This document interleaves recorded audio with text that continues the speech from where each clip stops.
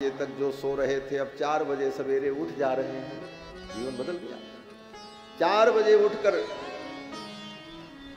पहले 8 बजे तक सोते रहे तो 8 बजे सो करके उठने के बाद पहले चाय पीते थे, फिर थोड़ी देर मोबाइल चलाना है, फिर थोड़ा पेपर पढ़ना है, तब धीरे धीरे मूड बनाना है कि अब नहाने धोने का काम शुरू करें। ऐसी मनमुखी दिनचर्या थी। कथा सुना, सत्संग किया, जीवन बदला। अब 4 बजे उठ गए, अकेले ही मगन हैं, भगवान का नाम ले रहे हैं, स्नान किया, पूजन किया, भजन शुरू किया। आपका जीवन बदला, लेकिन आपके घर के लोगों का जीवन नहीं बदला। क्यों? बोले उन्होंने कथा नहीं सुनी। जो कथा सुना उसका जीवन तो बदला, जिसने कथा नहीं सुनी उसका जीवन नहीं बदला। और रहना उसी बीच में आपको, घर के उन्हीं प्राणियों की। आपका जीवन बदल गया, उनका नहीं बदला। परिणाम? बोले अब दूसरी समस्या खड़ी हो जाएगी। बोले क्या समस्या खड़ी होगी? बोले अब 4 बजे उठ करके आप घंटी बजाओगे, आरती करोगे तो बाकी लोग डिस्टर्ब होंगे। इनकी सीताराम ने कर दी नींद हराम। घर में यही सुनने को मिलेगा कि सवेरे सवेरे उठ करके खटर पटर शुरू कर देते, न किसी को सोने देते, न खुद सोते। फिर आपका वो भजन पूजन, आपका वो परिवर्तन उनकी प्रतिकूलता बन जाएगी। इसके लिए उपाय क्या है? बोले आप बदलो, अपने साथ अपने लोगों को भी बदल लो, तब भजन का आनंद है। और ये तब होगा जब सब कथा सुने।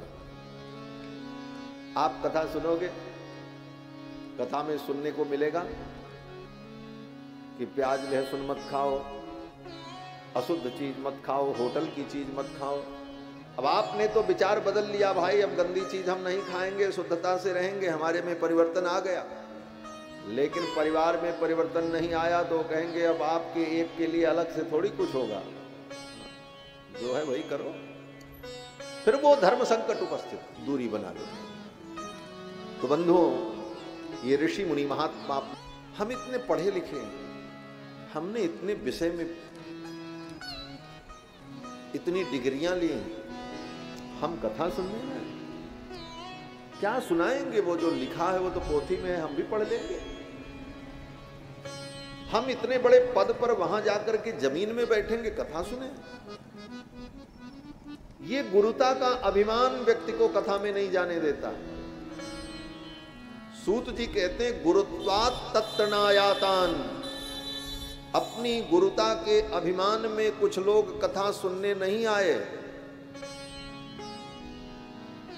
तो भृगु जी ने जाकर के उनको फटकारा। भृगु जी ने देखा ये सब बैठे हैं, ये कथा सुनने नहीं चल रहे।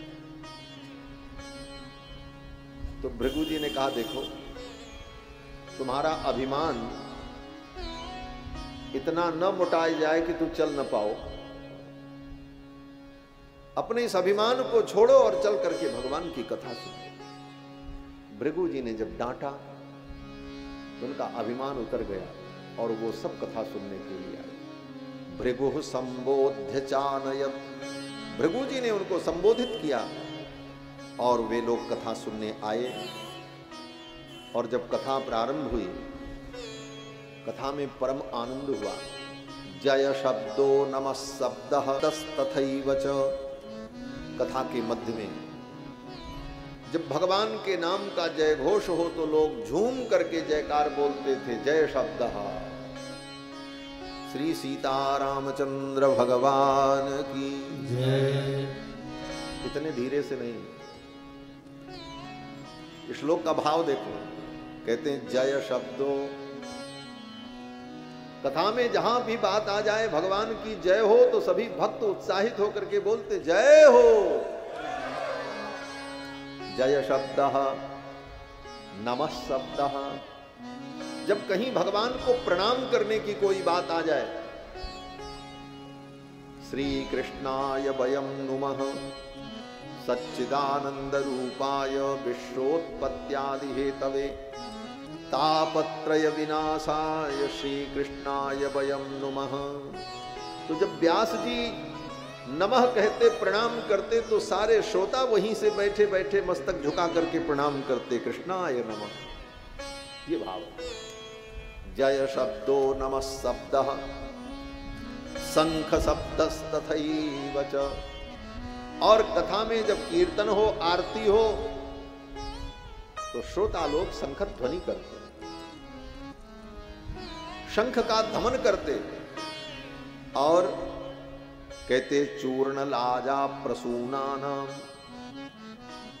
चूर्ण लाजा प्रसूनानाम, निक्षेप सुमहान भूत। कथा के मध्य मध्य में पुष्प की वर्षा होती। ये पुष्प की वर्षा कौन करता?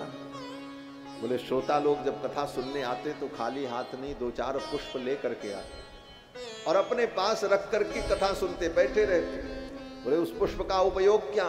बोले जब कथा आती बीच बीच में भगवान गोविंद प्रकट हुए, देवताओं ने आकाश से पुष्प वृष्टि की, जय जयकार की, तो जो भक्त बैठा वहीं से पुष्प की वर्षा कर लेता और उस आनंद का अनुभव कर लेता।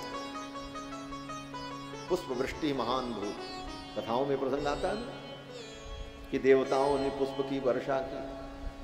तो इस भाव का अनुभव करने के लिए श्रोता अपने साथ ही फूल लिए रहे और बीच बीच में जब कोई प्रसंग आवे तो पुष्प वर्षा हो। भगवान मिथिला की गलियों में जब निकले तो मिथिला की जो सखियां थीं अपनी अपनी अट्टालिकाओं पर खड़ी हो गईं और भगवान के ऊपर पुष्प वर्षा करने लगी। ऐसे ऐसे भाव जब आवे तो उस समय उस भाव का अनुभव करते हुए पुष्प की वर्षा करें। मैंने पहले ही बताया कथा भाव प्रधान है, उतनी देर उस भाव में हमको रहना है।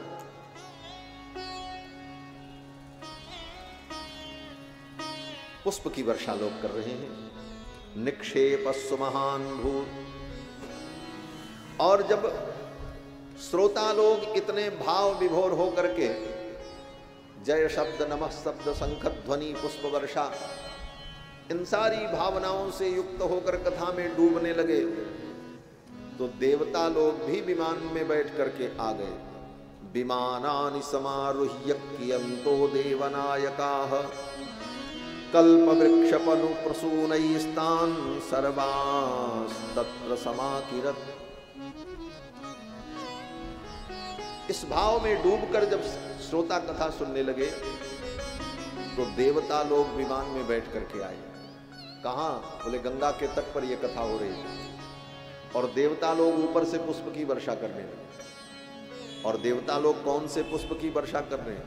बोले कल्प वृक्ष प्रसूनैस्तान्। स्वर्ग में जो कल्प वृक्ष है, पारिजात वृक्ष, उन वृक्षों के पुष्प की वर्षा करने लगे देवता लोग। इसका तात्पर्य क्या है? इसका तात्पर्य यह है कि भगवान की कथा के भाव में भक्त अगर डूब करके पुष्प की वर्षा कर रहा है, जय जयकार कर रहा है और कथा सुन रहा है, उसकी वाणी गदगद हो रही है, नेत्र सजल हो रहे हैं, तो समझ लो उसकी कोई कामना अपूर्ण नहीं रहेगी। देवता स्वर्ग के कल्प वृक्ष का पुष्प ला करके गिरा रहे हैं, अर्थात उसकी सारी कल्पनाएं पूर्ण होंगी, उसके सारे अरमान पूरे होंगे, उसकी सारी इच्छाएं पूर्ण होंगी। ये कथा सब कुछ प्रदान करेगी। इसके बाद जब कथा प्रारंभ हुई तो सनकादिकों ने कथा की महिमा का वर्णन किया कि भगवान की कथा, ये भागवत की कथा और गौ की सेवा और तुलसी का पोषण, ये तीनों समान है। तुलसी पोषणम चैव धेनूनां सेवनम समम। तुलसी सेवनम, तुलसी पोषणम। आपके पास जमीन हो तो खूब तुलसी के वृक्ष लगाकर तुलसी की सेवा करो और उससे जो तुलसी प्रकट हो उस तुलसी को पवित्रता से लेकर किसी मंदिर में भगवान की सेवा में प्रस्तुत करो। ये भागवत की कथा सुनने के बराबर पुण्यदायक है, बिना मेहनत के। इसमें बहुत खर्चा भी नहीं है। तुलसी पोषणम चैव और धेनु नाम सेवनम समम।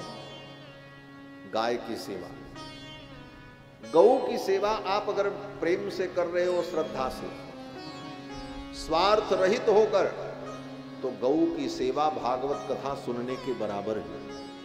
श्रीमद् भागवत की कथा और गौ की सेवा और तुलसी का पोषण, ये तीनों समान है।